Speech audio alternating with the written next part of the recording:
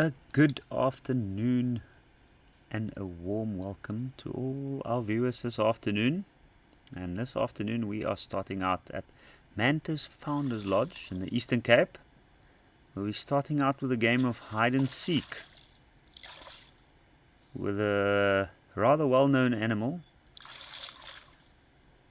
quite iconic to Africa. And I wonder if anybody can guess what that animal is.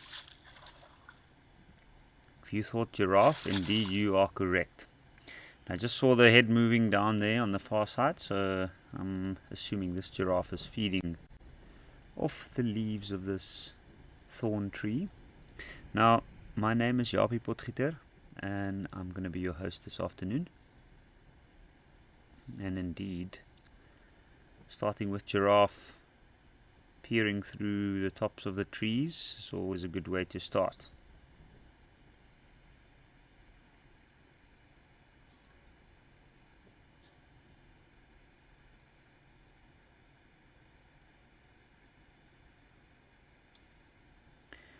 And it looks rather green and lush here. I can see the plants look like they've had a little bit of rain. Ooh, there is a little bird that's just landed in the foreground, possibly a wagtail. Oh, I did not expect that. This is a brilliant start. All of the animals standing very, very still.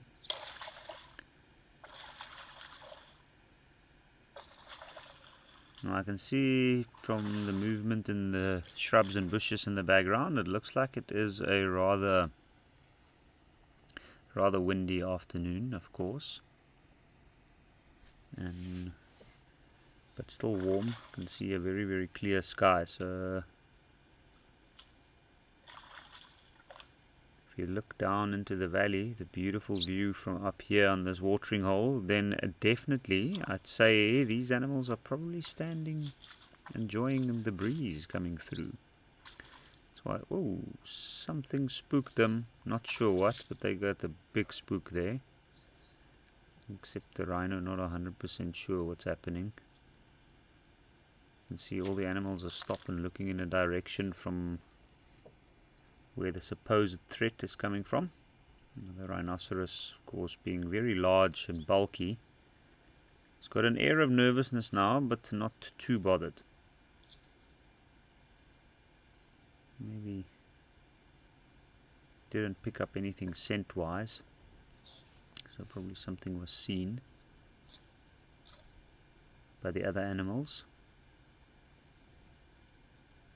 But you do find that some of these larger mammals, they often stand up out in open spots when it is very hot to get a bit of a breeze going over them. Although now the rhino don't seem too bothered. But let's have a look. Giraffe is going in to investigate. You can see it's carefully checking out the area. But, like always, they've got very keen eyesight. They are quite large, and animals are quite aware of their size. So, this afternoon, our first comment from the afternoon is from Harriet Hodgen. And you're saying hi to myself and all the Wild Earth chatters, and you're saying happy Catterday Saturday from lovely, windy Cape Town. It's also windy up here in the Lowveld where I am, Harriet, and indeed what a good start. For a moment there I almost thought that we might see a cat here on Catterday. Have a look, quite a nice large rhino, not very bothered by the movement of the other animals.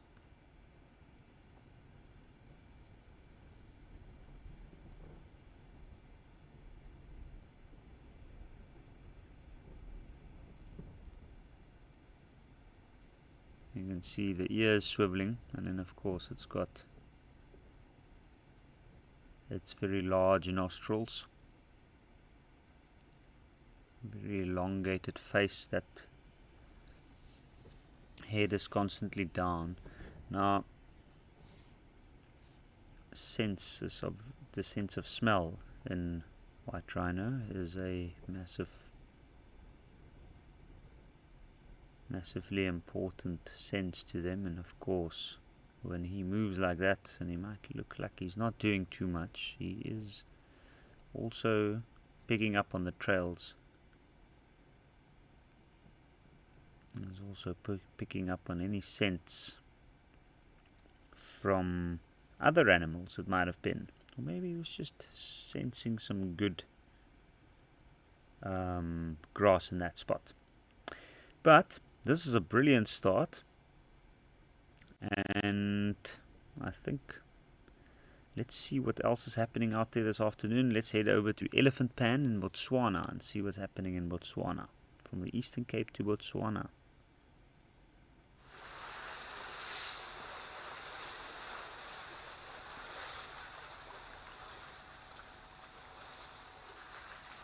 Oh, where we have a very busy Elephant Pan.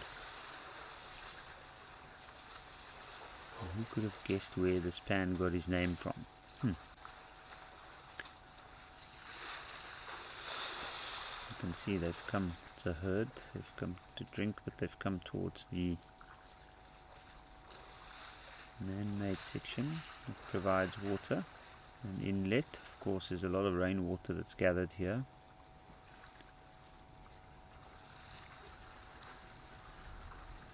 You can see a couple of little ones there, very, very tiny little elephants in and amongst those big elephants off to the left in the shade.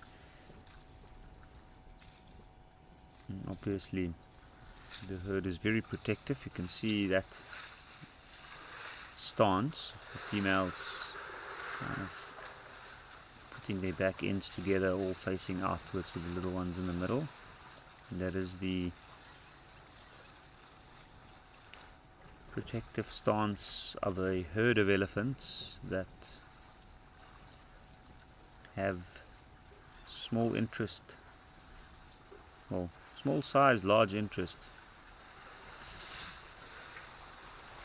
to take care of and to guard. You'll find sometimes they might even rest like that in the shade of a tree in the middle of the day. And also with the little ones playing around in the middle and laying down.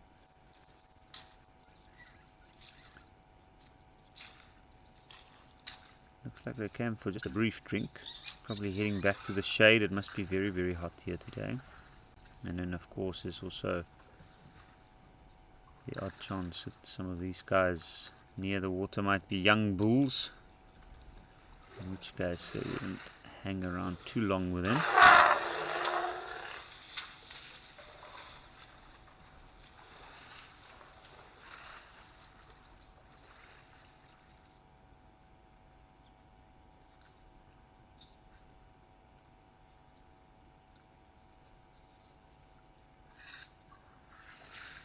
You can see there's a little bit of a standing around, checking it out. It's always when the elephants move off, you find that some of either the females that don't currently have small calves, especially younger ones, and then of course the young bulls, they might hang around at the back a little bit just to check the others out, the movements, very curious and observant of others. We got a question from Greg asking, when lions hunt elephants, do they target them when they are at waterholes because they are more calm, less alert when they are swimming and drinking?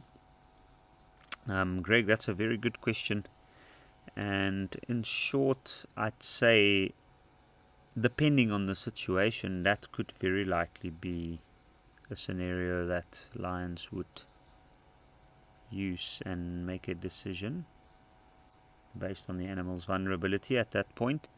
But it really is down to each individual situation, and what you find is that the predators are very, very adept at knowing when an animal or any other creature is in a space that's not 100% safe or where they are vulnerable.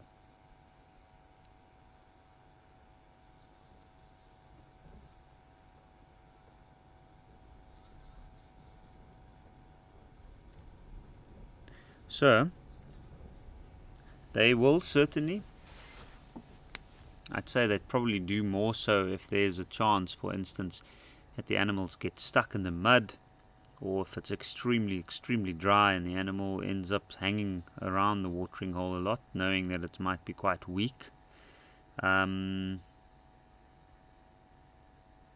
But indeed, they would take any opportunity that come their way if the animal injures itself or if it's at any sort of a disadvantage. Which in part is also why predators are such an important part of any ecosystem, any functioning ecosystem, especially lion being an apex predator, has a big effect on ecosystems, their presence. One of their roles within an ecosystem is to ensure the survival of the fittest. They take out the weak and the sick and injured.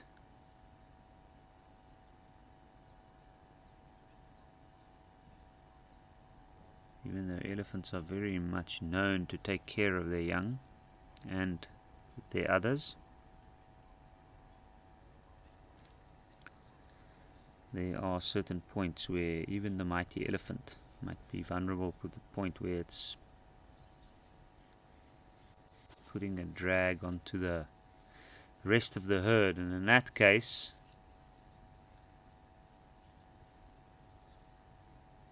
if it comes down to it, predators will very likely rather go after the injured animal.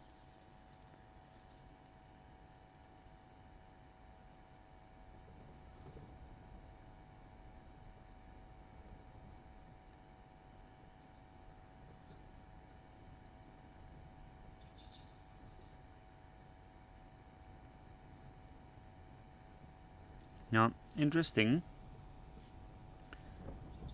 that these elephants moved back over to that point, and they've kind of just waited in that little pocket of mud in amongst the small mupanis there. Now it looks like they're heading back to the water side. Look, the trunks are up. One, checking it out. There we go. A little bit of a pick up in pace. Let's see, are they heading back to the pool?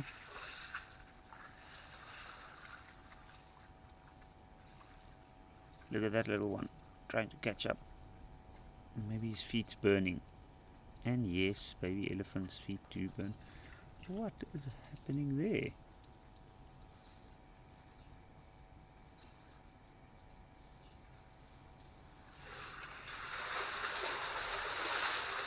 It's quite interesting. It looked like that female tusked the ground there, maybe trying to loosen some soil.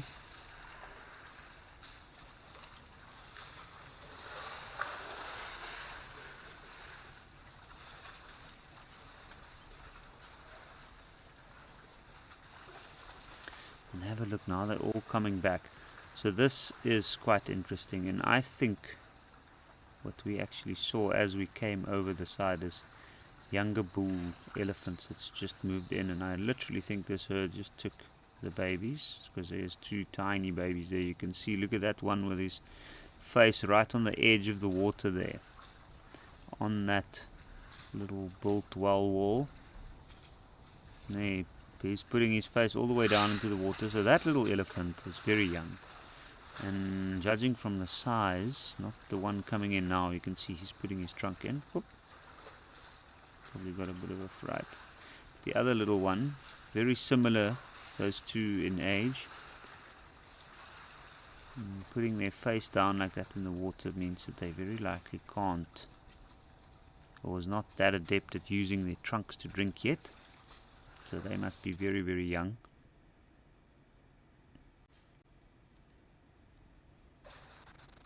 Say probably less than 6 months old.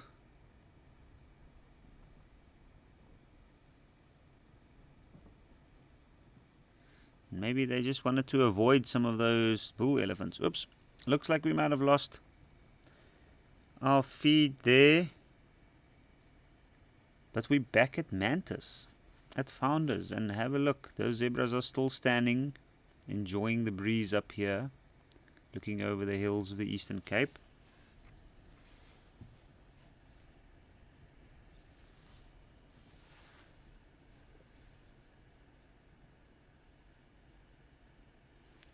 So this is quite interesting, and you can see if you look near the water's edge in front, there's lots of little things flying around, and then those zebras are standing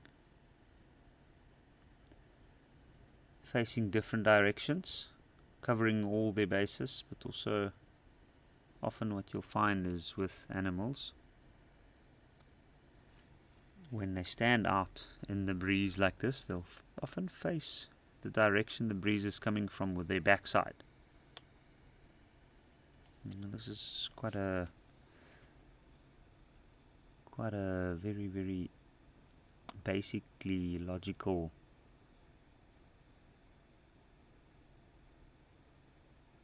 explanation for that, but basically these animals have an excellent sense of smell, so the wind traveling with some force from behind them means that they would be able to pick up on anything coming from behind, and of course it enables them to use their rather excellent eyesight to also be able to pick up on things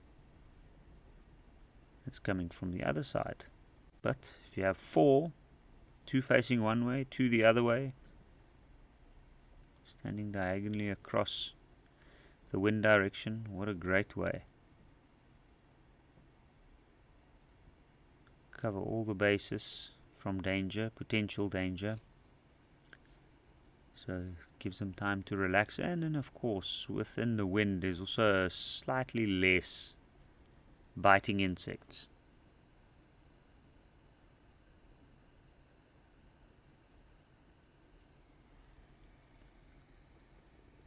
We got a question from Joy asking, do elephants fluctuate a lot?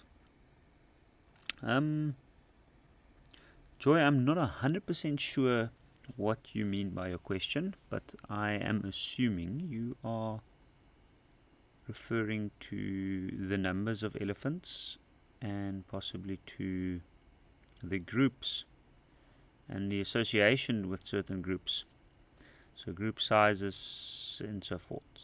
So I think what I'll do is let's discuss 2 topics. Oh, there's the rhino. That's very awesome. Still around. Maybe a different one. Not sure if it's the same one.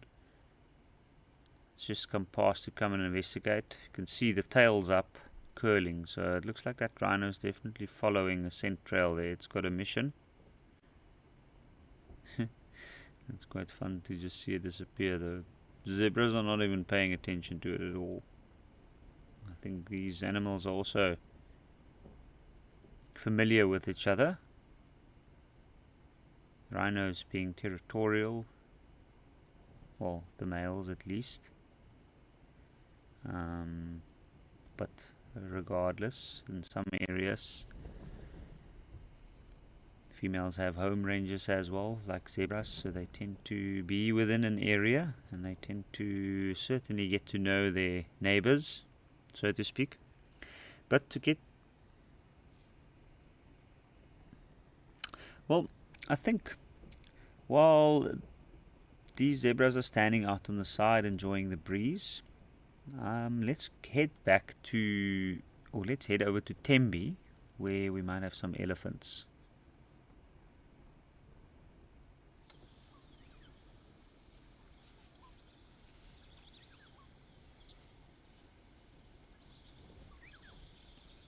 Oh, not elephants, but something equally impressive. Giraffe.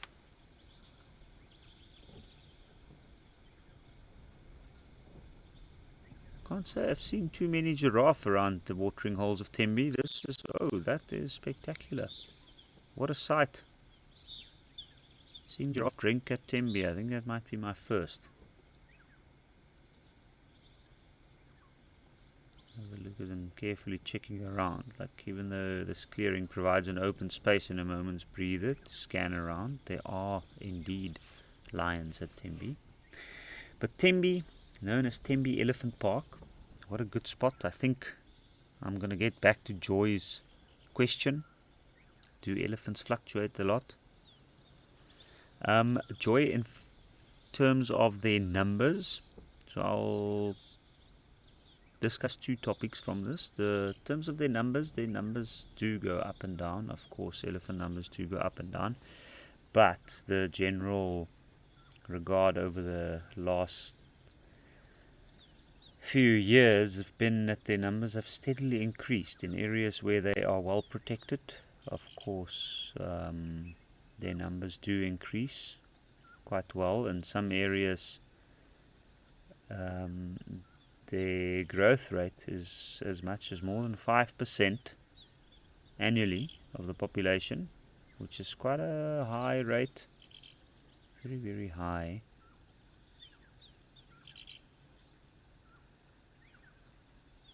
So they are doing quite well.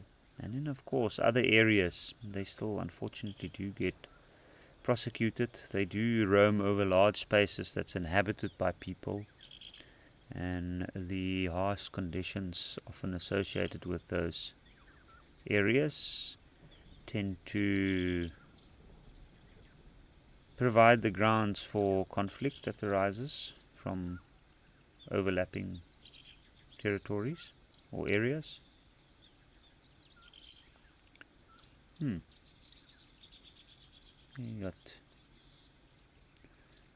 two very affectionate young male giraffes.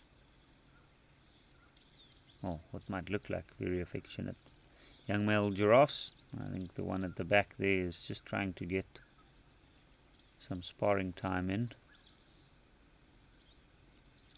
But indeed, these giraffes do look quite young.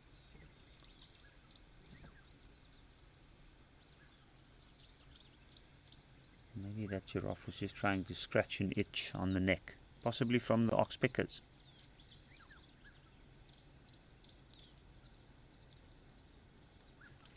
So, Joy, to get back to your question, the other point on your question, fluctuation, I mean in terms of their herds and their grouping, social organization, I think you get points where numbers within areas fluctuate, but that is more due to seasonal changes and the availability of water and food within certain parts. So what we find sometimes, for instance, in some areas in the South African lowveld is generally, especially after the first rains, you tend to see that elephants kind of disappear out of the area for a couple of weeks or a couple of days, and then after a while they start making their way back.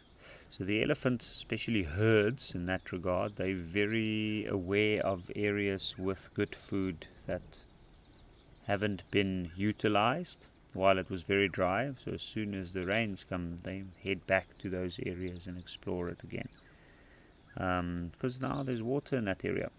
So there are drivers like water, availability of water and food in certain areas that do intend or do have the effect that their numbers fluctuate greatly within certain areas. At certain times of the year you'll have a lot of elephants, and certain times you'll have very little, or maybe only a few bulls.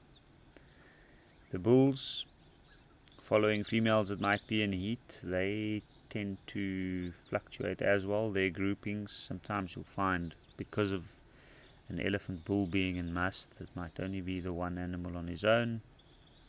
We'll find small groups that band together out of general interest. But herds are pretty stable. They have their relations. They might meet up with other far off related animals that might have split off years ago due to the size of the herd. And they might move in different areas that overlap greatly. And in that case you might find these gatherings where herds might be rather large, but generally herds are smaller related units, family units, and they tend to be rather stable. Of course, with an increase every year as the little ones join. Have a look at that. That is a very large giraffe bull that's been drinking there. can see from his dark face, dark body. But these other young giraffe look like they are seriously getting pestered by flies here. So they're just utilizing those very, very thick skin of the older giraffe to scratch itself. Now that the giraffe's up, it probably moved away. Doesn't want to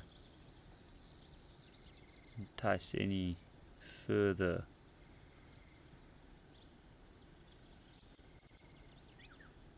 sparring. Potentially, that looks like quite a seasoned old giraffe. You can see he's got a very strong neck, dark back and shoulders area. Looks like he's almost struggling there to get down to drink. I think maybe his feet slipped into the mud. Even his face, you can see, he's shown the wear and tear. This guy has had some scars made in the past from battles. You can see the ridges on his face. Those bony ridges that develop over years of battling each other.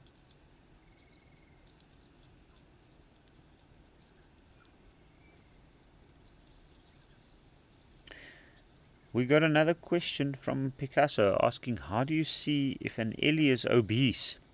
Sure. Picasso, that is quite a good question.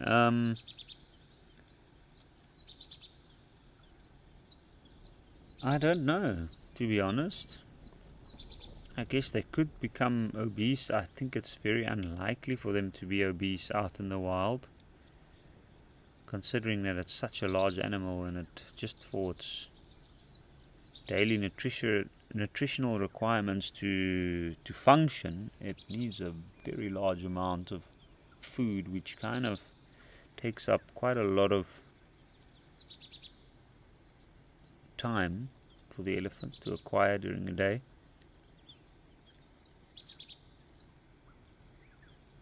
But then, of course, elephants do tend to get a chance every now and again to eat food like it might not necessarily always be the healthiest, so they do tend to indulge a little bit.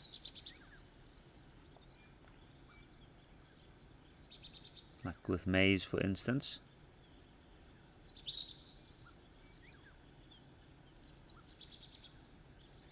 But I don't know if I'll be able to tell you if an elephant is obese. I'm sure there'll be signs, but what they are, I don't know.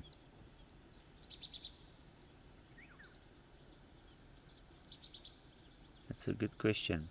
I do know one can very easily tell if they are emaciated and if they are struggling, like especially older elephants. But Mindy, you're saying, wow, you've never seen this many giraffes at Tembe? It was good to see indeed, lots of impala around. But I think let's head from northern KwaZulu-Natal in South Africa to East Africa, and we go check out what's happening at Oldonyo this afternoon.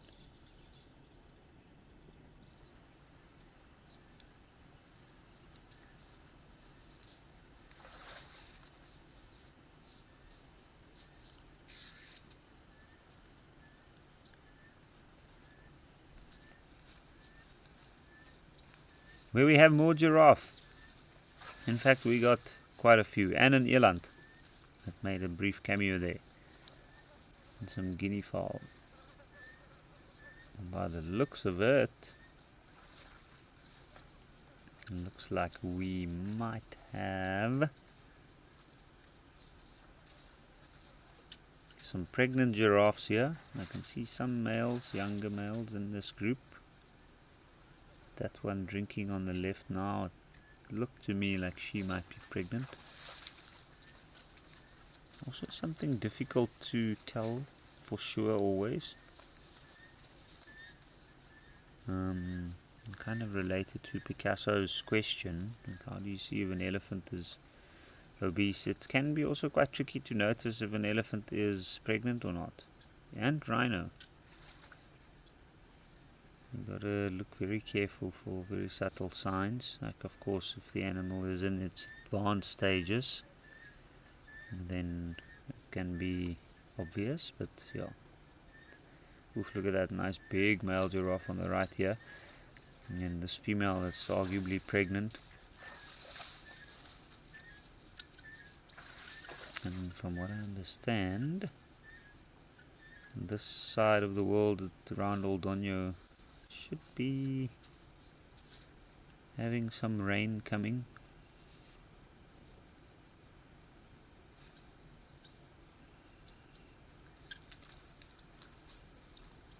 In which case I wonder how far along this giraffe is.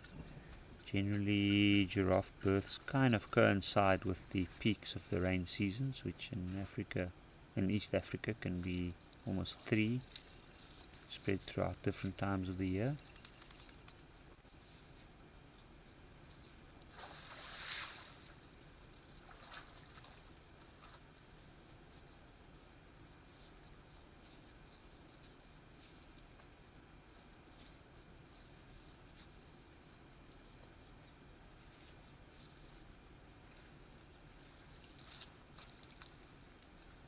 But that is quite amazing to see.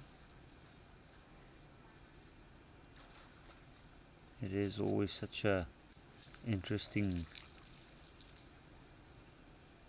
behavior to watch, even though it's only drinking, just taking a sip of water. Have a look at that long droplet hanging on to the lip as it brings it up, and then not wasting anything, licking all moisture from the lips. Wildlife lady, you're saying another giraffe party. Indeed it is. This is a giraffe party of note. Have a look at that. There was possibly 4 giraffes drinking at one point.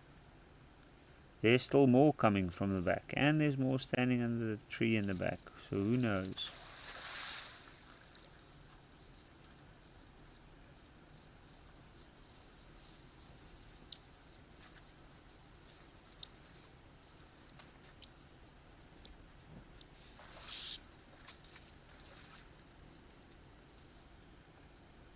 What a spectacular scene here at Old Donyo. I'm wondering also, another reason that makes me think that this giraffe is pregnant is the fact that she is drinking a little more than the others. That might also be that they've been waiting for elephants for quite a while, so they're just taking their chance now. But there's a lot of giraffe around here. In the back there's even more. So there's 6 around the water here. You can see another 2 at least standing under the tree in the back, and there's possibly more.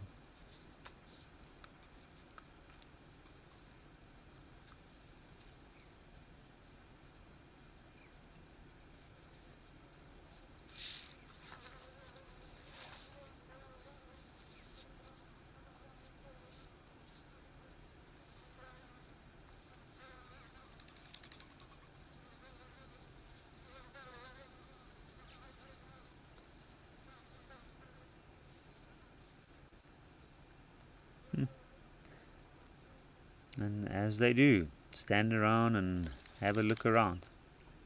I've read not too long ago that apparently they can spot movement and things quite clearly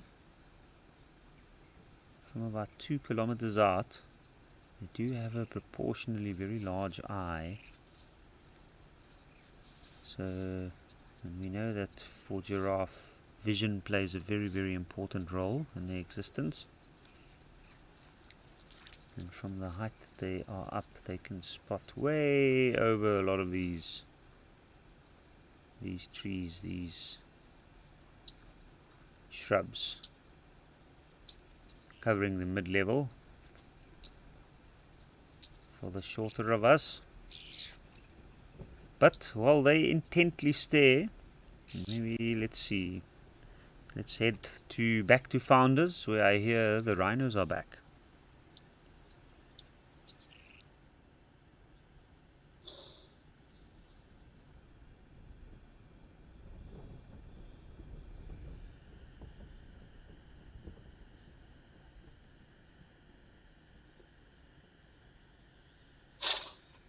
Aha, and this time we've got 3. From tall animals with excellent eyesight to bulky animals with low facing heads with not such good eyesight. Now, that is one thing. Some rhinoceros are often regarded as animals that don't have excellent eyesight. And if you do have the chance, if they do have the chance, and they might show us, or show their faces from behind that wall of mud there, we might be able to see. Proportionally, their eyes are rather small. And also, like an evolutionary trait of a creature that doesn't rely on eyesight so much compared to its very large swiveling ears and large broad muzzle.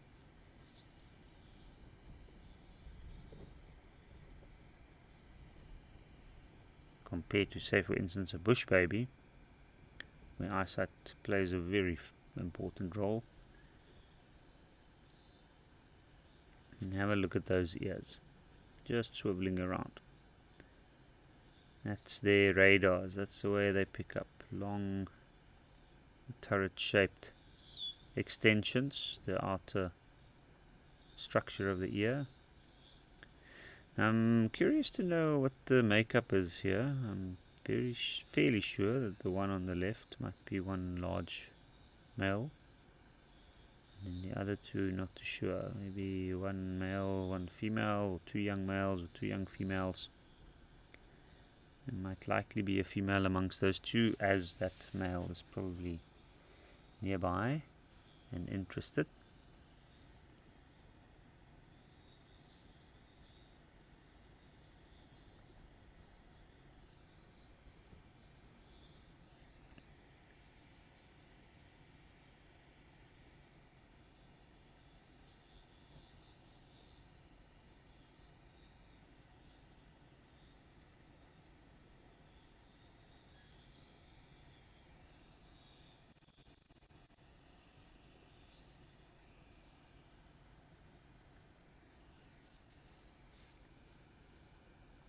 I'm wondering what they're doing there. Often these rhinos do just stand with their faces close to each other, and they're actually checking each other out. It might also be that they are feeding on something, but when there's interaction between rhinos, you often find there's a moment where they tend to stand around for a little bit, like moments on eggshells, where there's a little bit of tension, more out of curiosity sometimes.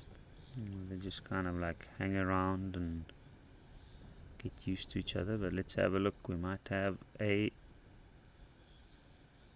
we go. One of them showing its face.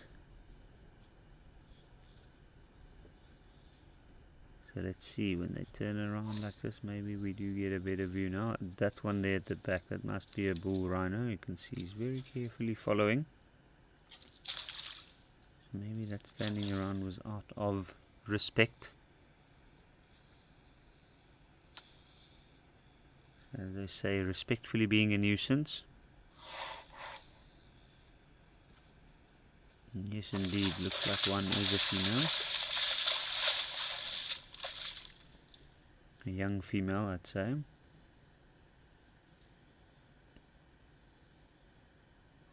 Actually, looks like both of them might be.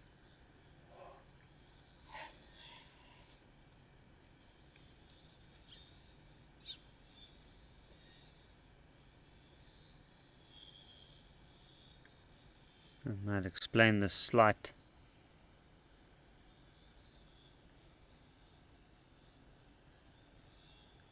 nervousness here as well.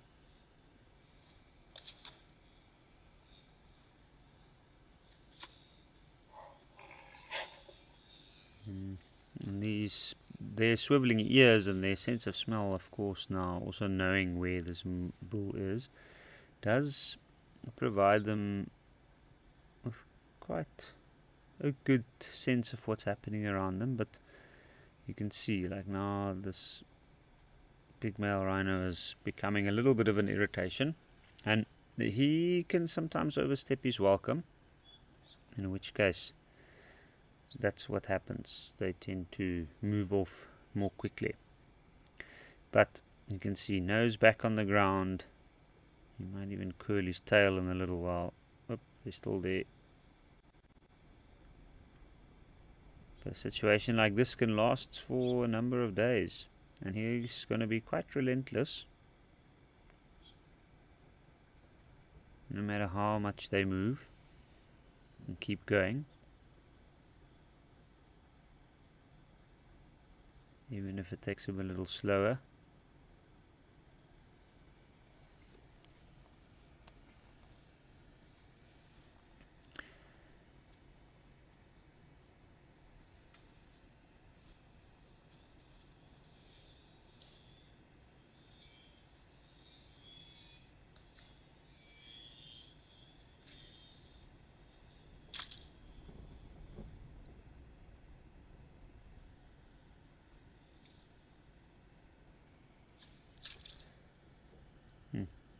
I thought I saw, when the one ran away just now, I thought I saw some urine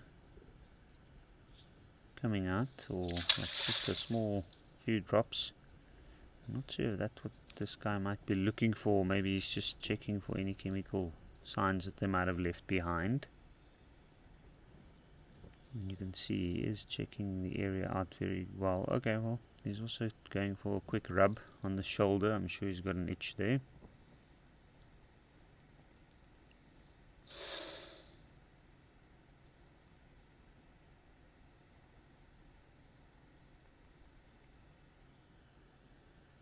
In the shade, what a good tree to rub up against. Nice rough bark.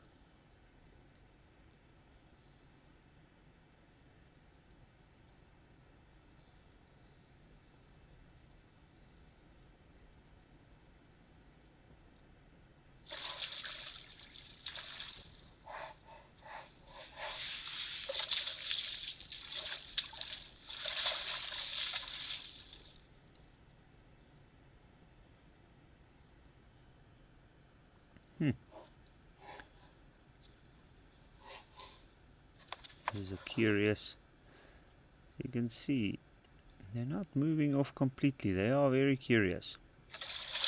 Oh, look at that. These moments, these interactions are often associated with a little bit of aggression, or I would rather say heightened emotions and excitement. Like any good interaction, need to go through the teething stage. But this is exceptional behavior insights we're gaining here. Quite nice to see. These interactions aren't always seen out in the open like this, and this often happens. Sometimes the animals have been moving together as they might. That bull will follow these, but we can see there, out of unsurety, sometimes the younger rhinos might go at the bull and try and force him to keep his distance, even if they initiate it, overacting at their own curiosity. But it's interesting to note that that big rhino is kind of holding back. You can see his intention is not to fight, or to literally kind of just block the advance.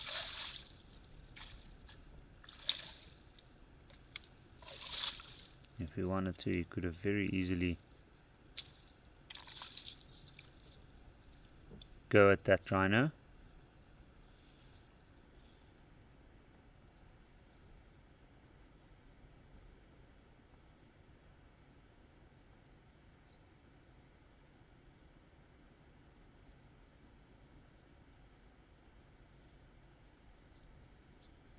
So very, very interesting behavior we're witnessing here. You can see that male just patiently waiting. He knows now that he needs to be a little bit more cautious. You can see the other one's coming in for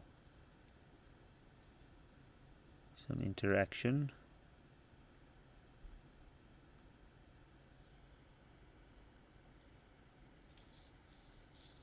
So I've got a question from Mandy asking that, is it true that rhino don't see color?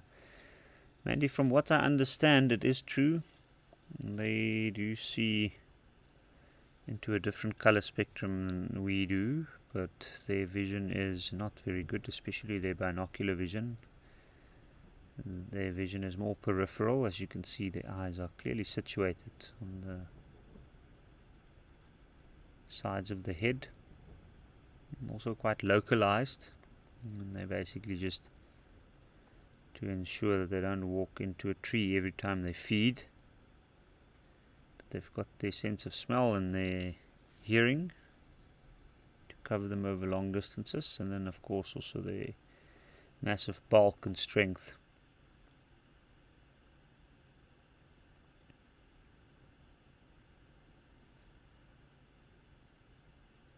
Well, by the looks of it, maybe they were just telling him to move away. They're not interested.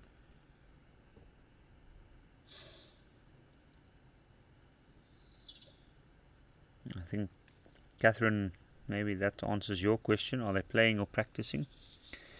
I think it was neither of the two, actually. I think it was more of a situation where they were setting boundaries. But I guess it wasn't serious. So that advance from the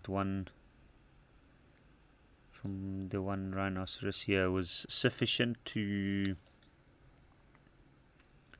avoid any further conflict.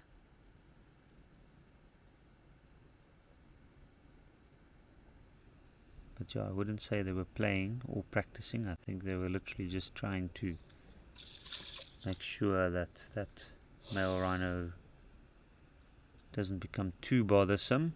And it looks like he's taken the cue for now.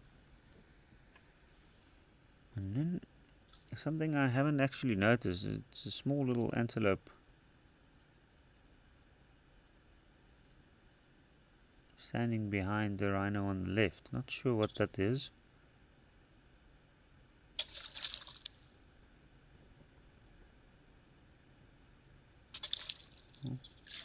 Looks like it's disappeared. I almost wanted to say it looks like a small wildebeest.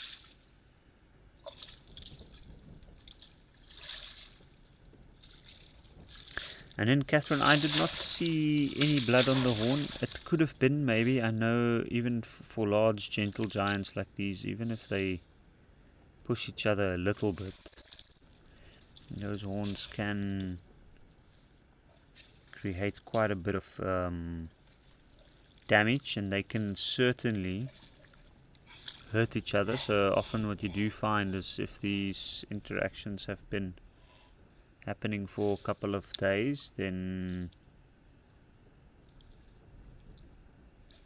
sometimes they do tend to nick or cut each other around the softer skin near the base of the horn, between the eyes and the base of the horn.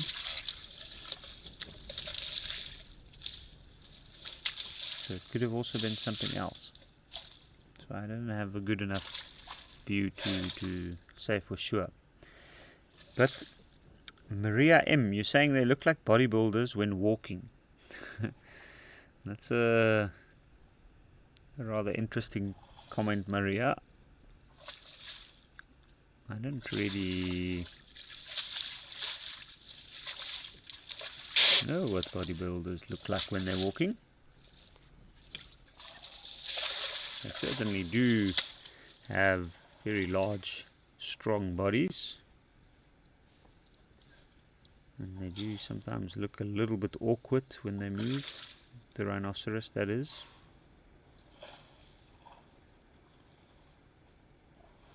But funnily enough, still very agile. Like up and down. You can see, oof, and look at that. using its mate to scratch the hard to reach parts.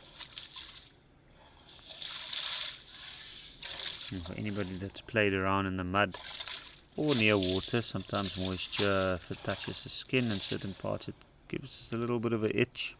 And the same happens with these animals. Ah, there we go, and he's back. And this time he's approaching from a different angle. Look at this clever rhino sneaking up.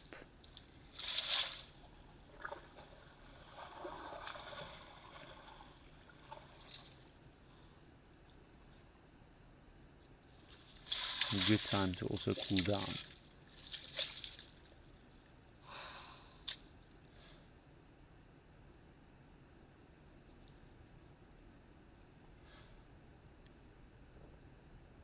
So I was wondering where he was going. I knew he wouldn't give up that easily.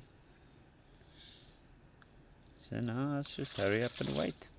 In the waiting game. He can play the waiting game for a long time. And when it's a situation like this, often you'll find that the bull might follow the females for a number of days, a while, until such time that they settle out even more, or settle down more and more. So in the meantime, he's taking the chance to cool down and mud himself up.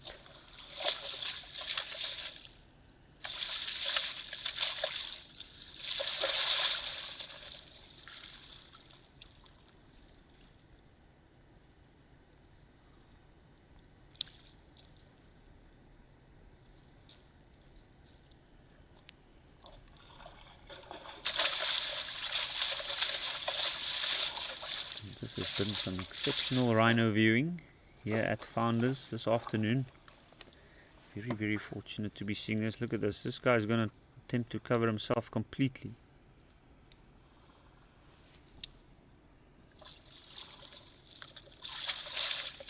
Literally only a strip on the back that's not covered.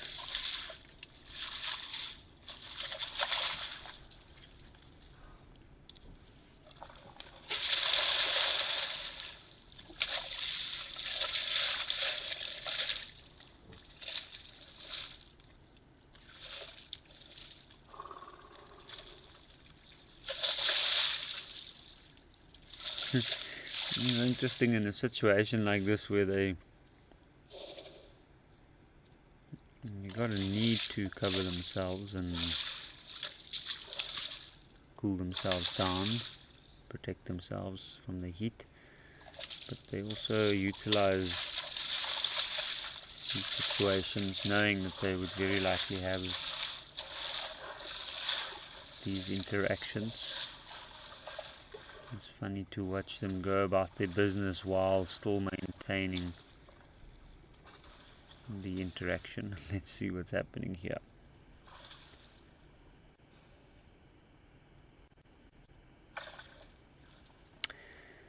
Yes, Penelope Kenyon, you're saying this is an amazing sighting. I agree. This is spectacular. This is very, very interesting. You can see the reluctant curiosity of those other two rhinos with this big bull as well.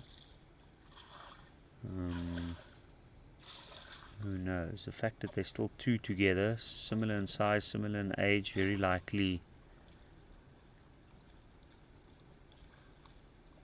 they're getting to that age where they might be getting ready to actually be receptive to mating for the first time, which is also an interesting time. And obviously in that regard, this big rhino bull might have a little bit more experience in these kind of interactions. And have a look. And just sniffing each other out, bonding a little bit. Oh, look at that.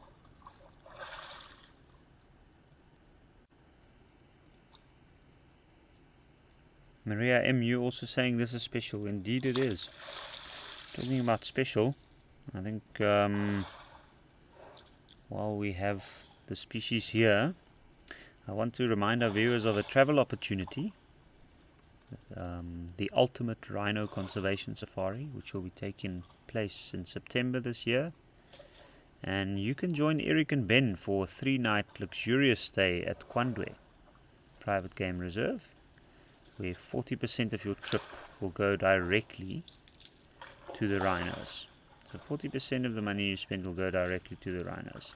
Your 3-night stay directly supports the rhino conservation experience, and it will include the experience of joining a rhino collaring and seeing the anti-poaching units in action. Ben Coley will be doing a night sky safari, and you'll have 2 daily game drives. The bookings is open, and you can book on when you go and visit wildearth.travel.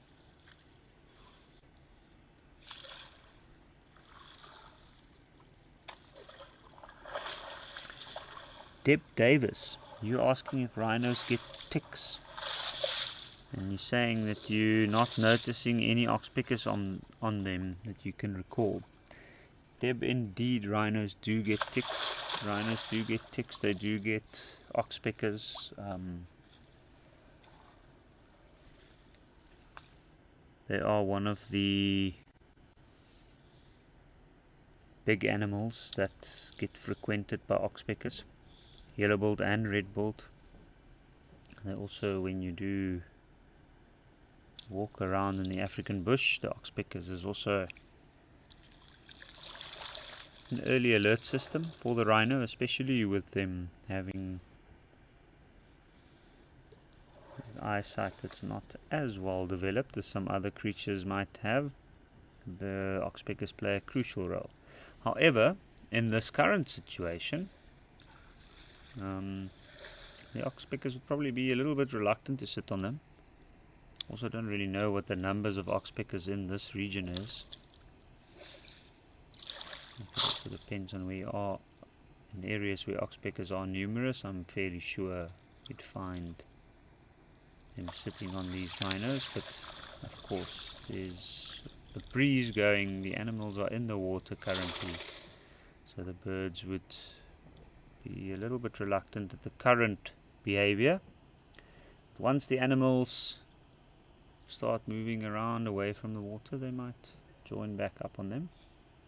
I do know that sometimes the oxpeckers might wait on a tree nearby or even on the bank of the watering hole for the animals to get done with their routine. So yeah, it is quite an interesting situation. But yes, indeed, oxpeckers do sit on top of them, and rhinos do get ticks. In fact, they get ticks that specifically specialize in sitting on rhinos. Very large ticks.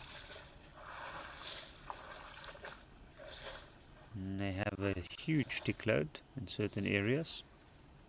And the ticks line all those folds around the back end, below the belly, around the eyes and the ears. Hence they are covered with oxpeckers sometimes, and also in part that's why they're wallowing. To also maintain those external parasite load. And we've got from Starbuck, we've got how often do rhinos need to drink? Starbuck, good question. It depends on conditions, of course, and the availability of water. But generally speaking, white rhino, as these ones are, they will drink at least once a day, sometimes twice. They don't necessarily have to. Interesting thing about these guys are we did see them wallowing here now, but I haven't actually seen them drinking. And they do have a high water or moisture requirement, but that doesn't always necessarily include drinking. They are quite capable of going without water for a couple of days, and they are well known to do so. But generally speaking, if it's available, they have these slots that they come in different groups of rhinos will come at different times. Sometimes you'll find that a group, like say these two, might actually come at a specific time of the day on a regular basis. Well, it's usually once and often later in the afternoon or early morning before the sunrise or around sunrise.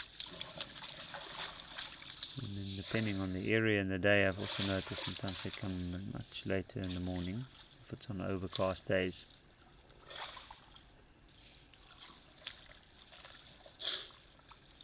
But yeah, generally speaking, once a day, sometimes more.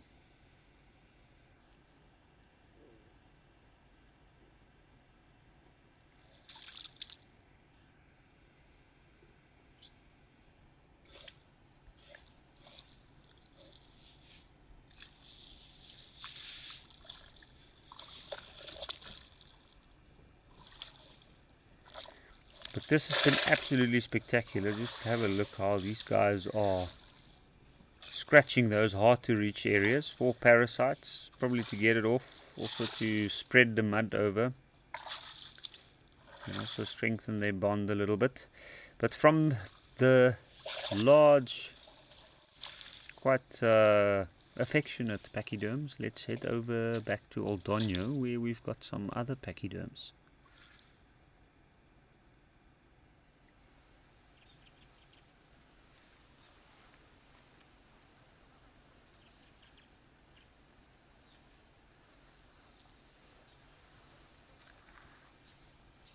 And here we got another little interesting interaction from rhinos to the elephant. It looks like two rather large bull elephants. I'm very interested to see what's happening here. It looks like there's a little bit of a interaction going on.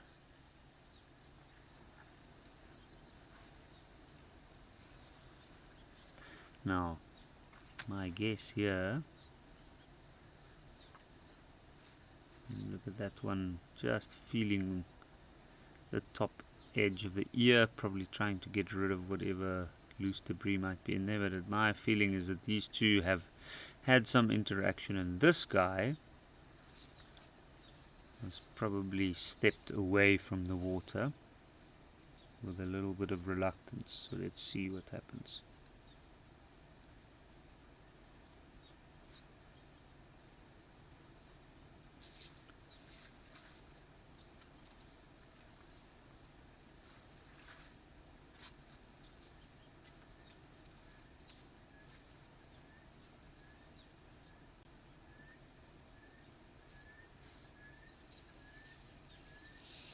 Look at that elephant on the left. It's just casually moving over, but it does look like he's looking for the water inlet there.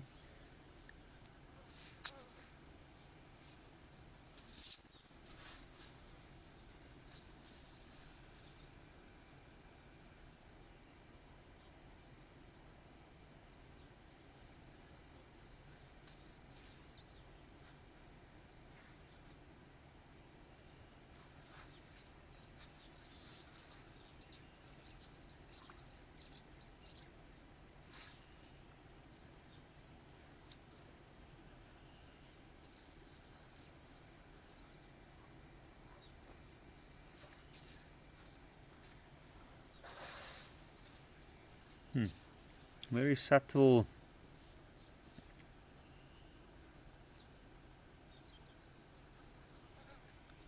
very subtle cues given here to how they're sizing each other up. I think they look like they are slightly unsure of how the other one might react. But we got a question from Ivan asking if I've observed any interspecies communication, or do animals speak in their own species bubble? That is a good question, Ivan. I think there's a lot of speculation around a lot of these situations. With interspecies communication, I mean, as humans we are pretty used to it. in the way we communicate with our pets, with lots of other animals, even some wild animals. I think when you talk about interspecies communication, I think it's important to define the term communication.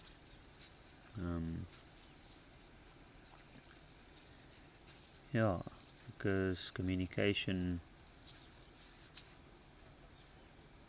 is what we're seeing here right now. And this for sure is within the species, or the species bubble. Even though it's subtle, you could see there's a lot of posturing, slow approaches. Here we go. Yeah. Okay.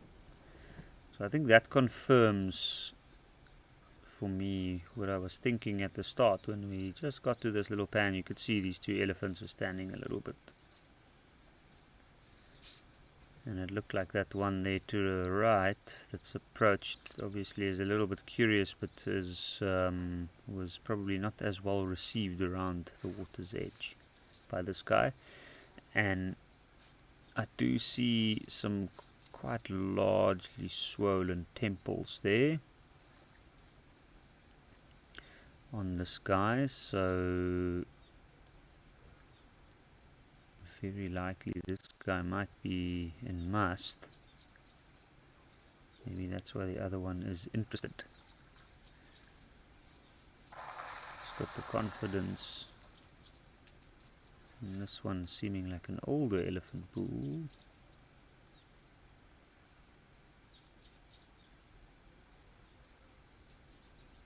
It's probably not as rowdy, but still not as approachable. So he's decided to go off. Oh, and there's another very large elephant there at the back. But to get back to Ivan's question, so Ivan, I think with one of the definitions of communication being able to interpret certain signs, and if it is,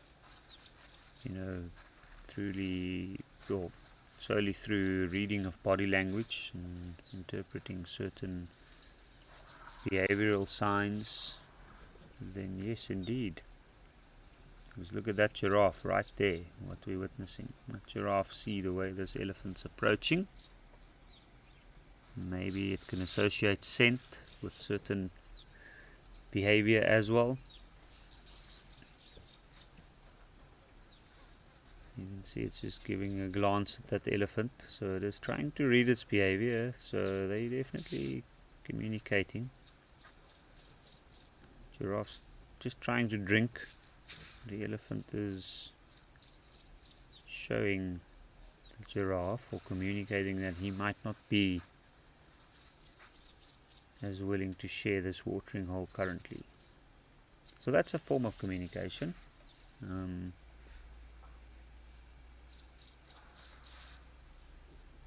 know that behavior is definitely one way, and behavioral changes could affect the behavior of others and make other creatures act or move in a way that they would like to. So in that case, that would be communicating between different species. And animals are very adept at reading body language and behavior of others.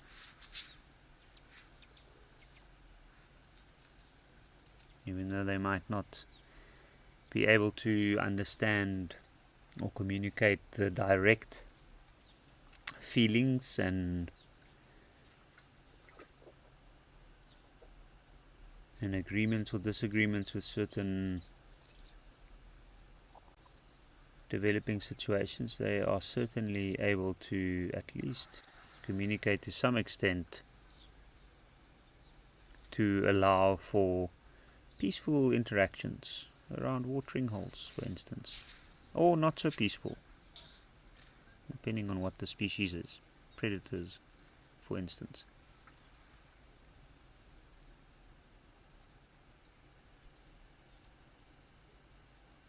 And then, of course, there's also stories of interspecies communication. I think what I've witnessed often as an example is between, say, oxpeckers and animals. Oxpeckers, generally their noises that they make, yes, they do make a lot of noises amongst themselves, but they also alert animals to potential incoming danger, and in that case the animals are quite attuned to the noises, the sounds that they make. They know what it signifies. When a lion walks around calling at night time, or a hyena for that matter, it attracts other animals, like in the lion's case potentially hyenas, other lions, or discourages them or other animals. So that's definitely a form of interspecies communication, being able to communicate intentions.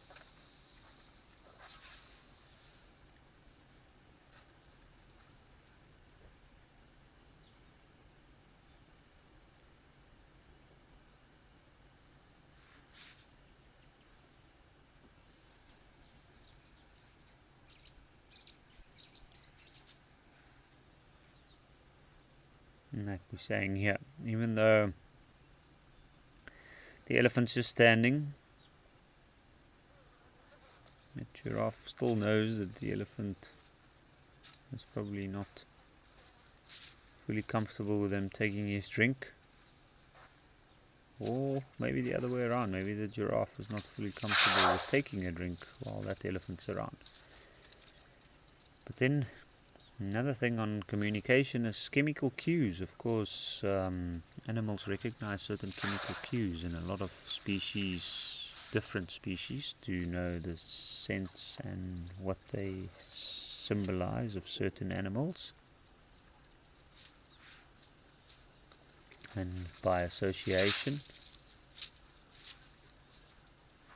they are able to derive and transcribe certain information into something different.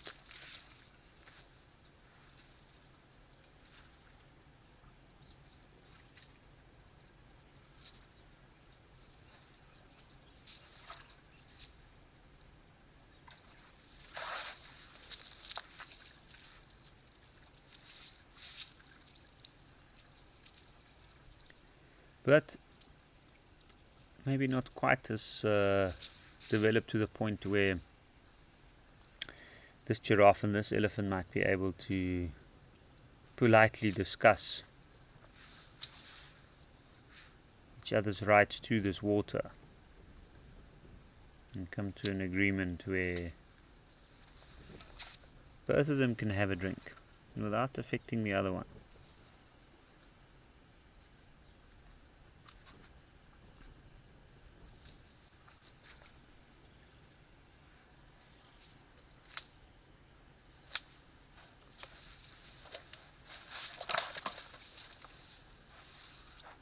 But on that note of interspecies communication, I do know that there's also a story,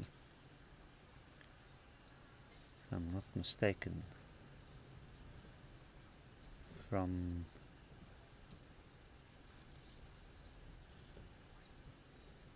I can't remember now exactly, from the Natal area in South Africa, or from the wild coast, where a long time ago elephants and whales were witnessed communicating with each other from the coastline to the ocean. But that's not something I think that's more of like a myth, an interesting story though to note. So while these two settle the score on the watering hole here, let's head over to Tau this afternoon for the first time to see what's happening there.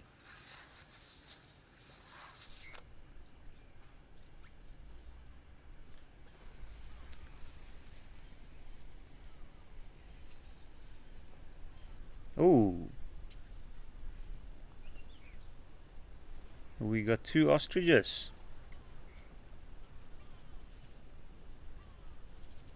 2 male ostriches moving off. That is very, very cool indeed. Oh, and what is that? A black-headed heron. 3 male ostriches. That is incredible. There we go. Look at that one flaring his wings.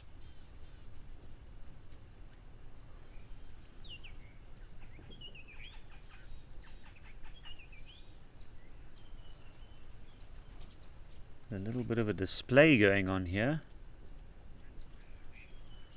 It looks like these 2 on the right look like they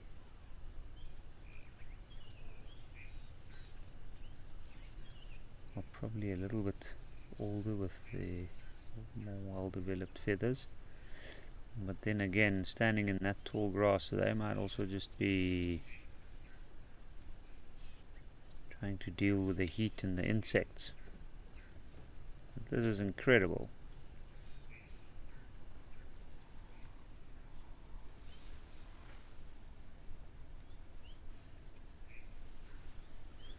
Certainly not something seen every day.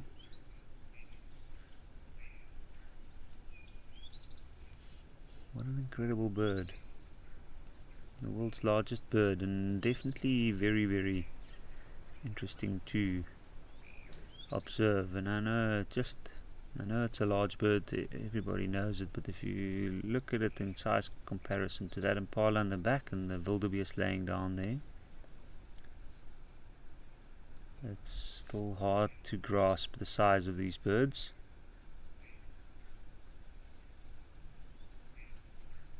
And often when they do open their wings a little bit like that, that is to cool down.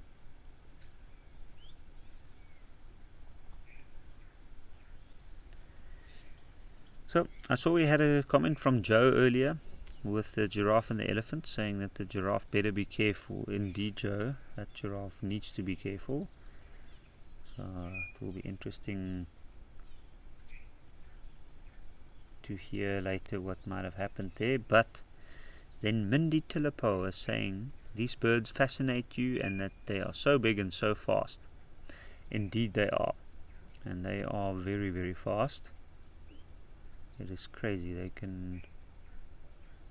been clocked, I think, at more than 70 kilometers an hour. Now that is extremely fast. What a fast bird, very fast runner. You can see those very large, well-developed thighs, strong legs. You kind of just tuck that neck back.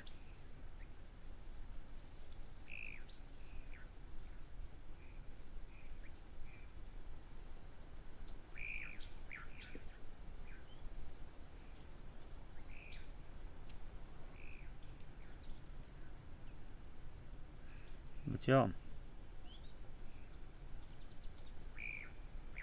and this is a good spot for them to come to feed. You like the open spots, that way of course they can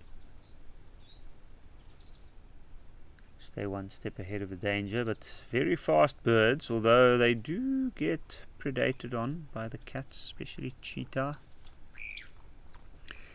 And they can't, even though they can go very fast, yeah, like I said, I think they've been clocked at more than 70 kilometers an hour. They certainly also do not necessarily meet the requirements to run away from a cheetah in an open space. So, but yeah, very, very interesting bird. You see, look at those wings going up and down. Those bare patches of the thighs must be hammered by the biting flies and insects there at the time.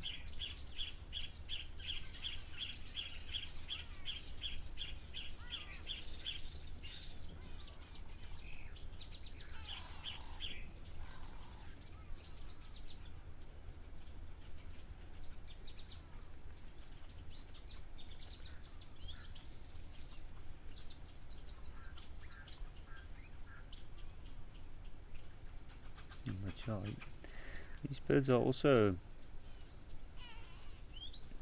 used to be considered to be quite dangerous in some regards. In certain parts of South Africa, they still are being kept with livestock as an extra deterrent from livestock theft.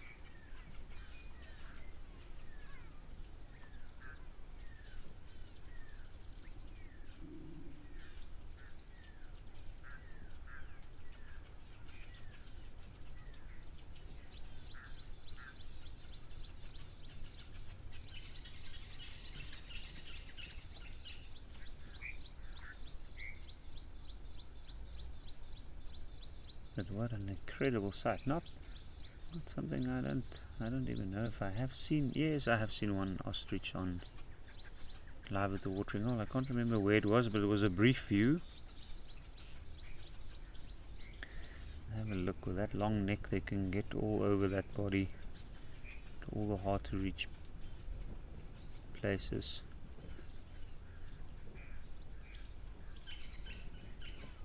Also important for them to maintain healthy feathers and always look good. Hard to believe that such a large bird only eats plant material mainly. Obviously do get a little bit of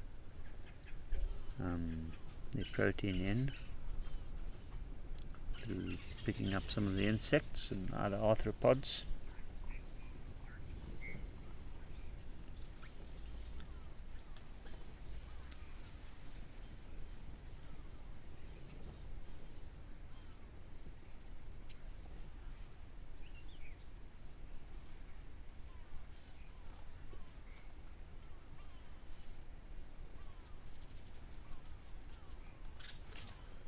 And it's quite interesting because it's not often that you do see these animals spend so much time preening. They're mostly actually active, like actively walking, moving around. Being such a large bird, also have very, very quick metabolism, so they do need to constantly feed. So yeah, quite an interesting bit of behavior to witness here.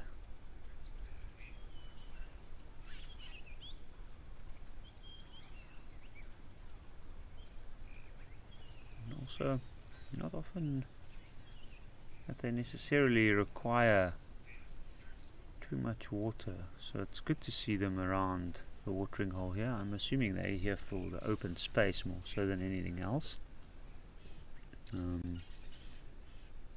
Maybe that's also why they're taking this time for the preening and grooming. They've got a bit of open space to have a look.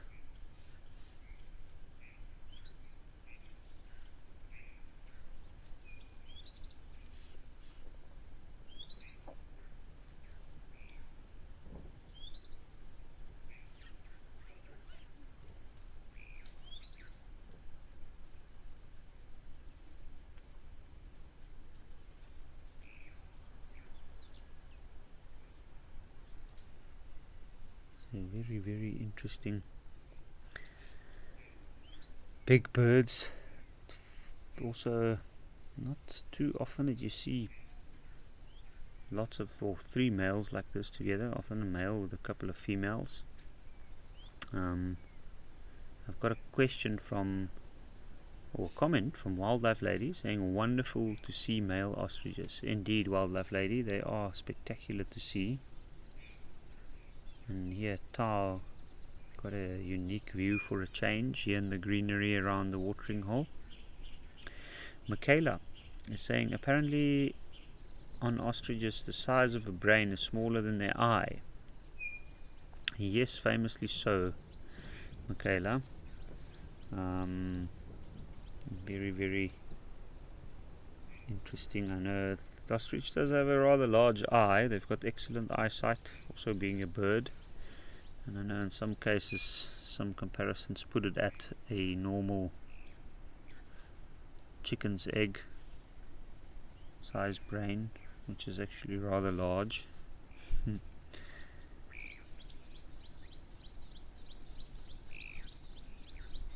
But yeah, they do have a very large eye, relying on their eyesight, but they have a smallish brain comparatively.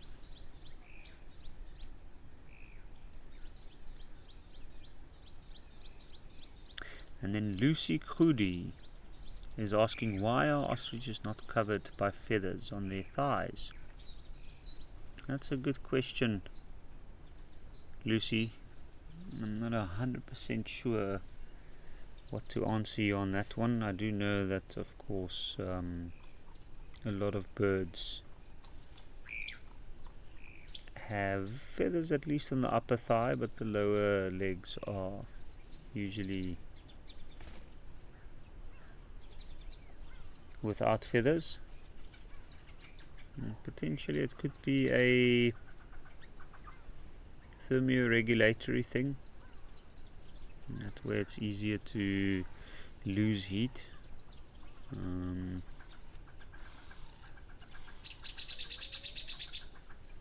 Because they can very much cover it quite easily with those very warm feathers when they do sit down at night time, but when they have to move and when they are getting very hot,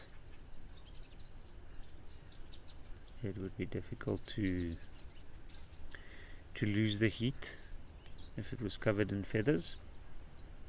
And of course also friction. But yeah, I'm not 100% sure why not.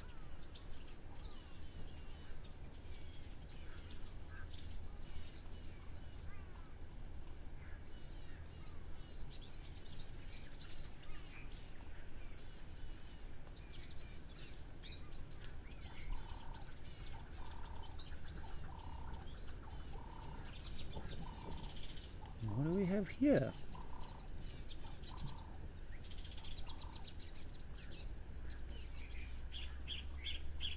Is this the black-headed heron? Oh.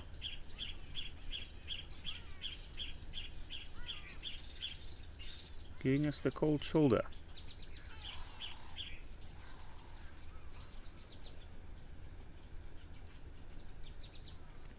Quite a nice view.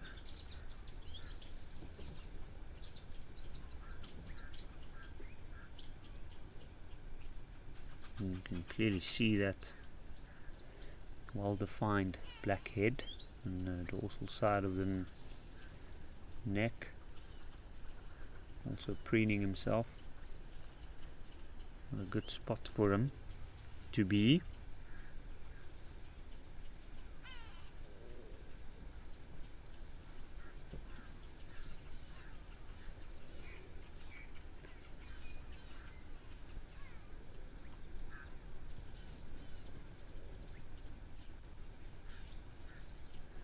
And interesting also seeing him right here at the water's edge. Now, one of the major, you can see a yellow eye there, so no breeding or courtship colors with this bird is indeed one of the differences between this and the grey heron, is that you often find this one a little bit further away from water sometimes, in tall grass, open fields. And it's interesting to see how the shift in bird life around this area has happened due to the change in this habitat. Normally, well, first time I laid eyes here on this area around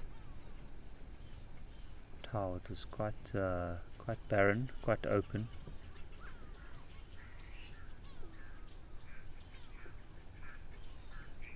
And now, of course, with the rains in the summer, and the good rains in this region, from what I've heard, it's greened up greatly. Interesting to see how the birds take to that. It's become a little grassland around here. You can see the ostriches there in the back, two of them at least. Looks like they're starting to get to the feeding.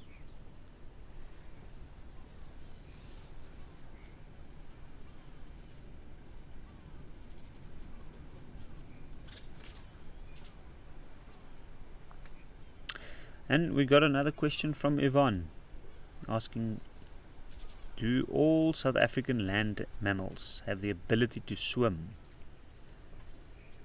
Sure.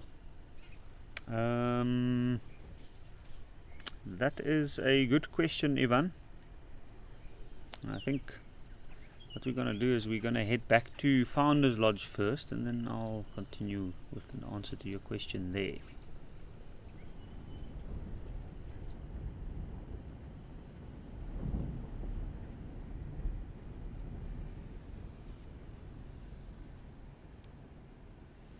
Aha. Back at Founders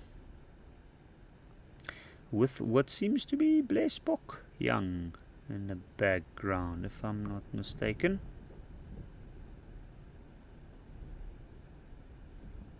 Or is it wildebeest? Still looks like little wildebeest to me. I think it is wildebeest. And a zebra out on the bank feeding on the green grass around the water's edge.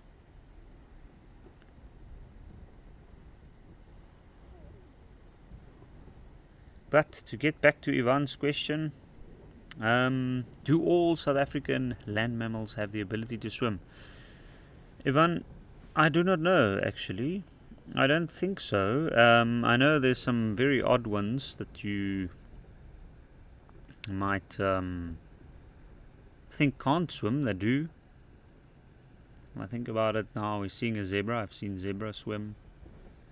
I have never seen rhino swim, but I have heard of rhinos swimming. I've read about it, especially black rhino. I know in the past there's been some accounts of black rhino swimming across the Zambezi. White rhino I've never heard of. I know hippo can't swim, but hippo is a semi-aquatic animal. They do tend to have some buoyancy, and therefore they kind of like hop around at the bottom of rivers or dams. Yeah, I can't think of any that definitely can't. I know I remember once when I was a young kid, I saw someone's dog jump into the pool, and that dog certainly couldn't swim. No worries, nothing happened to the dog, nothing serious. The dog was immediately gotten out of the pool and all good, and lived for many years happily afterwards. But I do remember that dog went straight down. It was luckily not a very deep pool. So yeah, potentially there are some. I can't think of any currently specifically. I'm sure when pushed to it, a lot of animals might be able to swim surprisingly.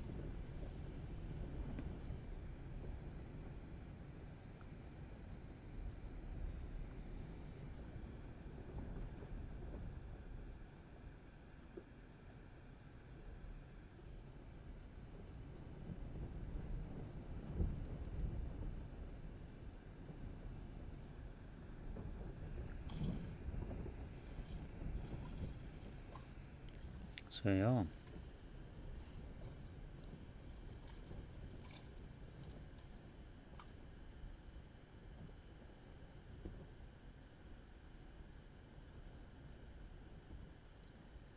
What beautiful views here at Founders Lodge of these zebra.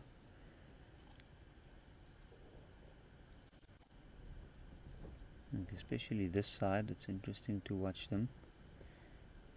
Almost like from a lower down view. And then of course that stark contrast between the black and white of the stripes, the red soil and the blue sky.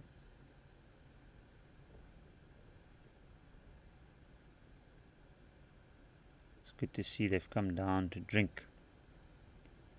There's something I often see, zebra wading into the water to come and have a drink.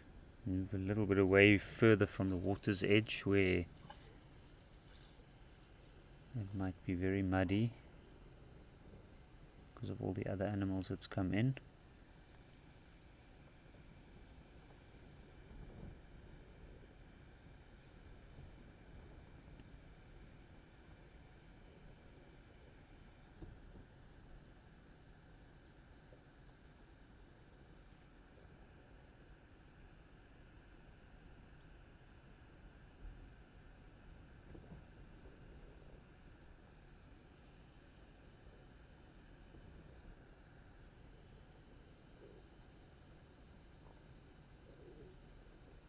Interesting how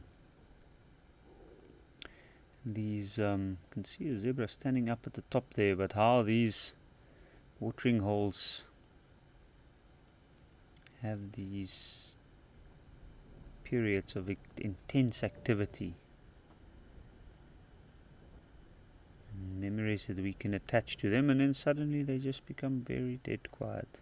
Everything moving off. You can see it looks like there's a steady breeze coming over the water still, and I can see the trees and the shrubs moving in the background. So I guess that hottest part of the day is over.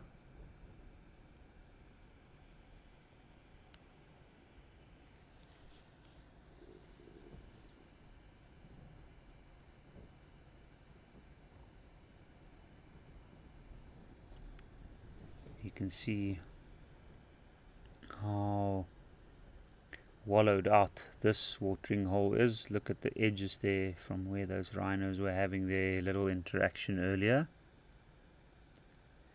But it looks like all our characters have moved for now, so let's go to some real characters back at Oldonyo.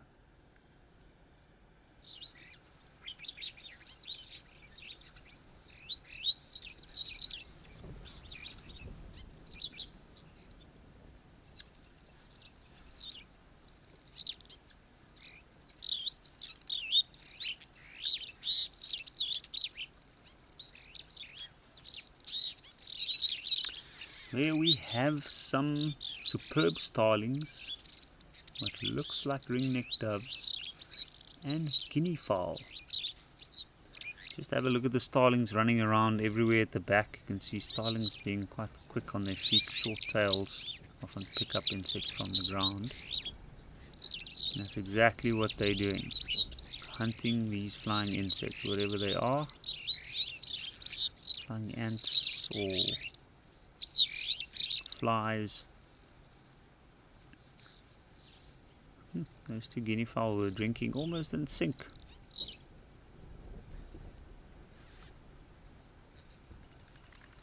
It's amazing once you zoom in, when the large animals are around the water, you don't always know to suck all the life right on the water's edge. Oh, there's even a bit of pride getting displayed there. Large guinea fowl. Not too happy with the other one.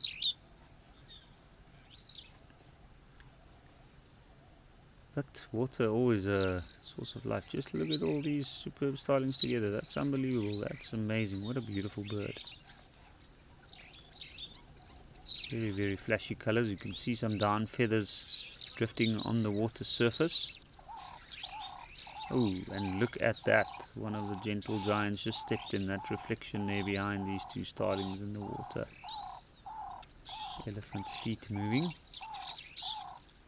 And you do see often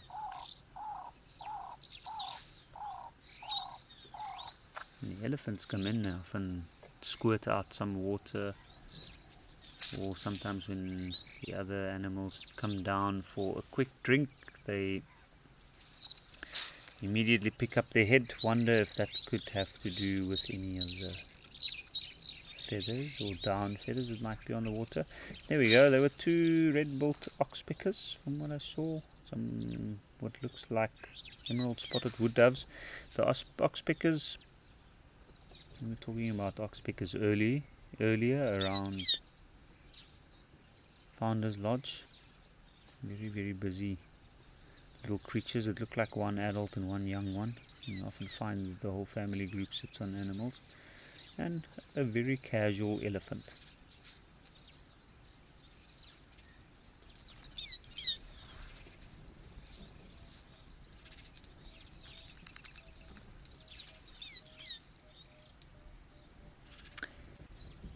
Ellie is saying that you agree about the stunning contrast in the colors. I'm assuming, Ellie, that you were referring to the zebras at Founders.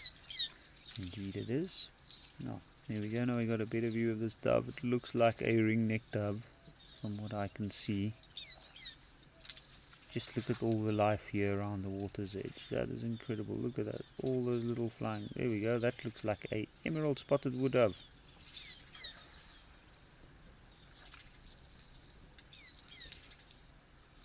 I wonder what that's picking up there. Not going after the insects. Probably some seeds that remained in the dung of some of these animals. Some grass seeds. Might also have been travelling in the fur of some of the creatures. What a beautiful little bird. And when it takes off, it's always that striking ochre color. There we go. It looks like there's a lot of bees around there as well. The slower flying insects around the dove.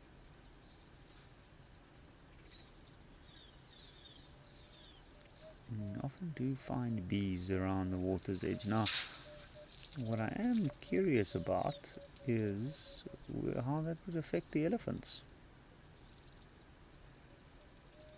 Didn't look like a lot of bees.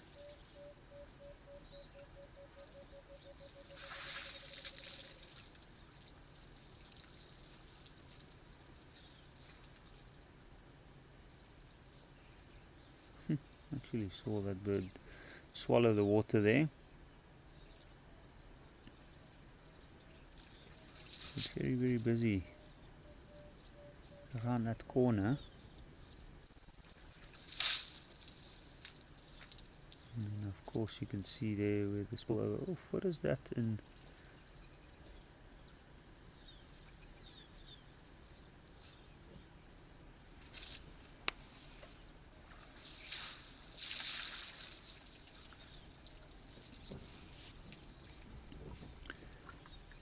I know, talking about bees, like elephants scaring the birds away from the water's edge, but bees is also a very effective method that's been used to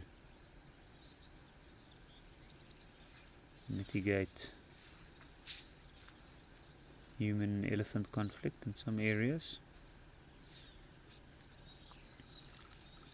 where beehives are strategically placed to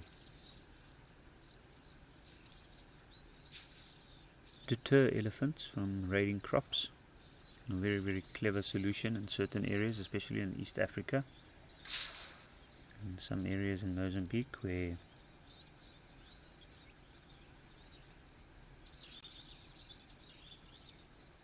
bee farming has been used as a sustainable method to create income to communities, as well as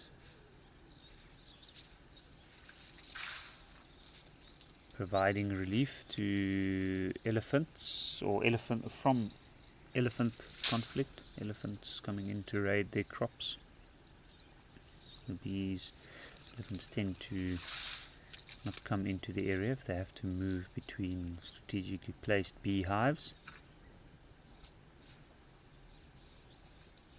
Just have a look at those big feet.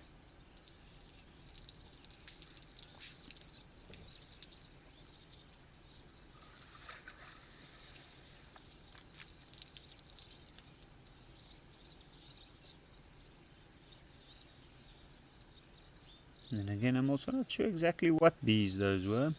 The ones I'm talking about that's usually used in these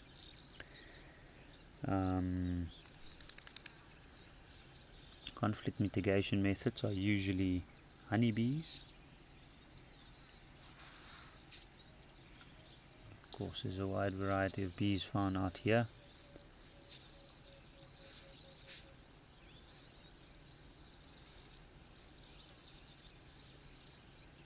having a look at these 4 feet. It looks almost like 2 different animals, or it could be.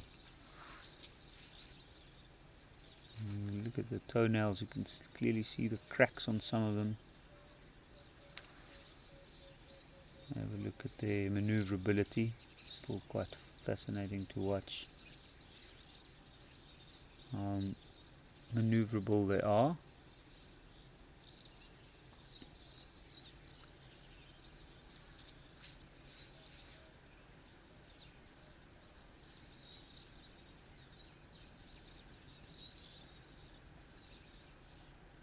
Debbie is asking, how would sleeping standing up benefit elephants in terms of actual rest? Well, Debbie, from what I understand, elephants actually sleep very little throughout the night, and they have these very large opposing ligaments that can kind of lock into place, so to speak, kind of like giraffe, which enable them to stand up sleeping. But they rest for very short periods of a time, and their total time spent sleeping is usually divided into shorter breaks throughout the day. And in the heat of the day, they can just stand up, or often prop themselves up against something large like a tree or a termite mound.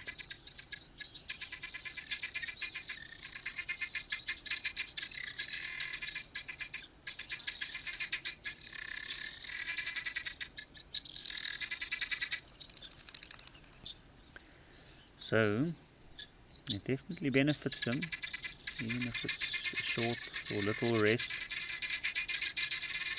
So something's happening here. Not too sure what, but the elephant and the giraffe seems to be panicking. Oh, okay, something is. Elephant looks a little bit unsure. Maybe they are. There we go. Another elephant approaching. And by the looks of it, one that this elephant had respect for. And have a look at that. He's got one floppy ear. So probably not the kind of customer you would like to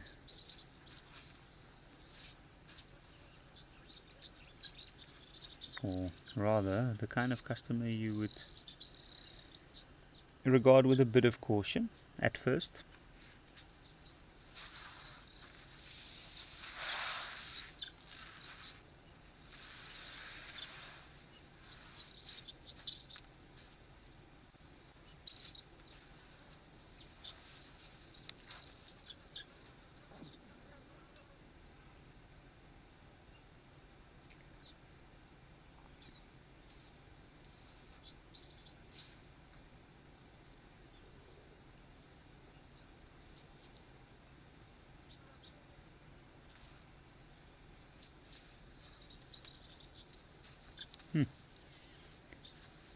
You can see that the elephant's turned his back to him, clearly trying to show him that he's not interested in any unnecessary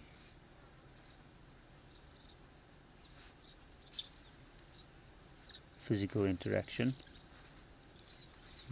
Maybe he's regarding this elephant as a bit of a brawler.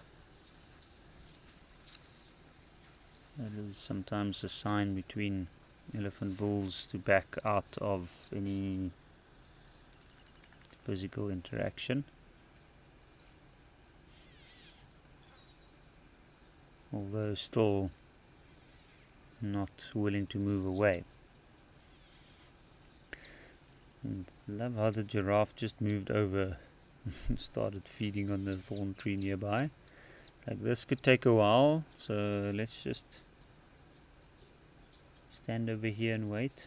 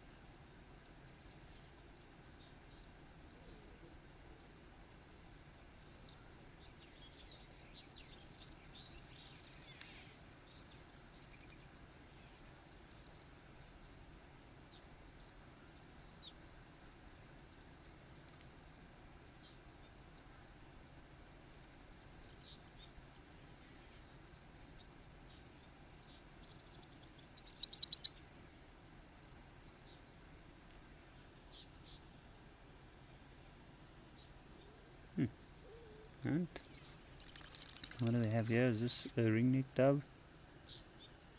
It looks like it.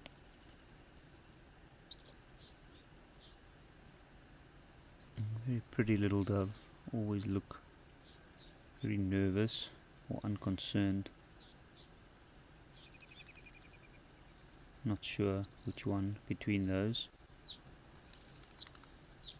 I think they certainly very skeptical of certain situations. But then again, if you're that size,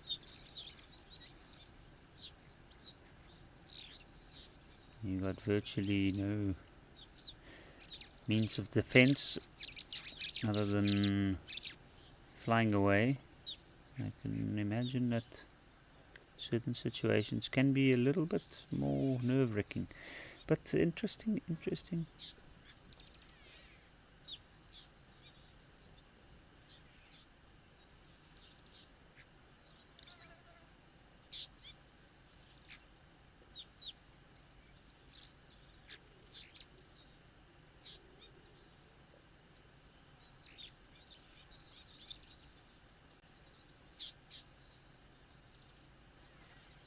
Now that giraffe's just standing chewing the cud.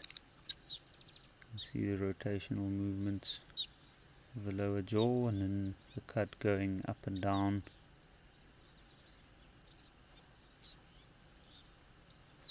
There's something that's drawn his attention. Now it might be birds moving in. Giraffes can stand and stare at anything.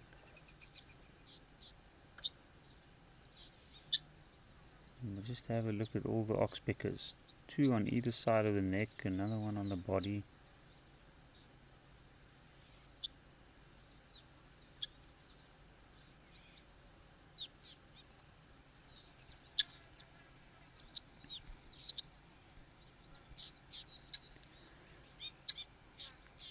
Joy is asking, what's the most fascinating animal behavior you've seen on live at the waterhole?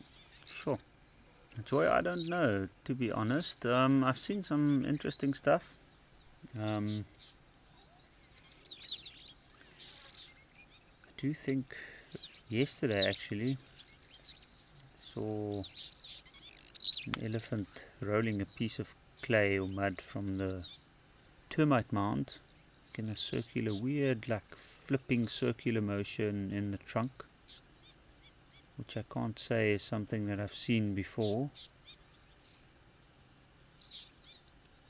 At Tembe, that was actually, yeah, I think that was, well, that's one of the things at least that pop up.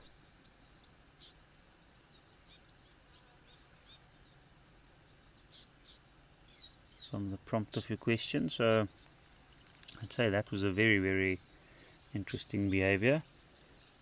But then again, I also find a lot of it interesting. I find the interactions interesting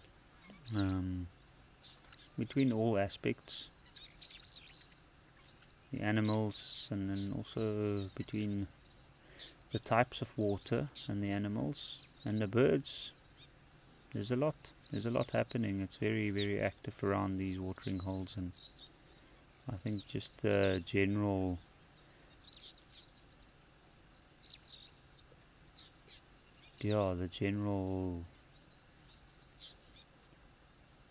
situations that play out over time around these watering holes, different time of the day, different conditions, it's just fascinating to watch. Even if you have seen something before, it's still not the same, there's always something that's different.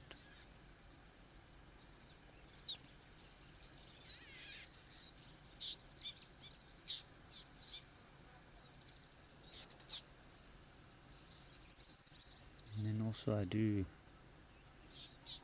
like watching how skeptical giraffes are when they approach the water.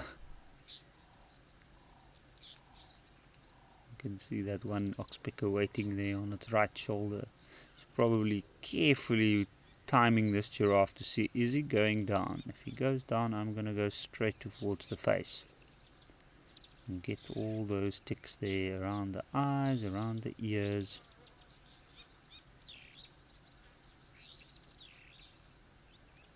You can see there's some oxpeckers even coming down to the ground.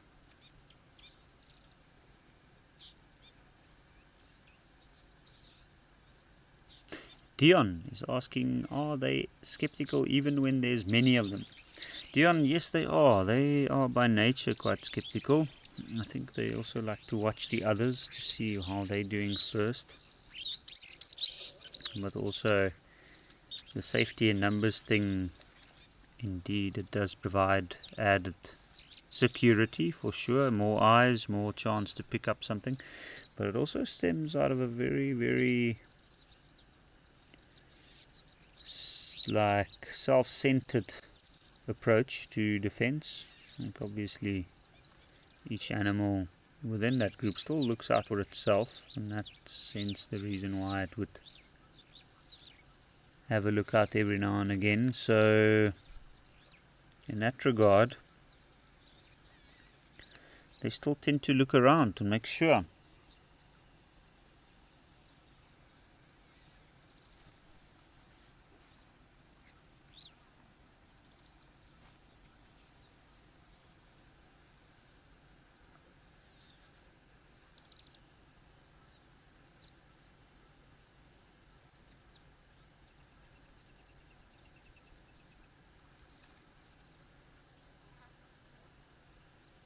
Yeah, this is quite a long break before the head goes down completely.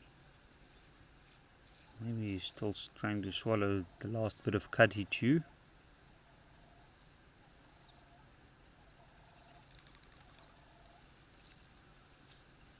And this I find quite interesting. You can see the contraction of the muscles around the frontal area of from the mouth upwards and the jaws as this giraffe's drinking.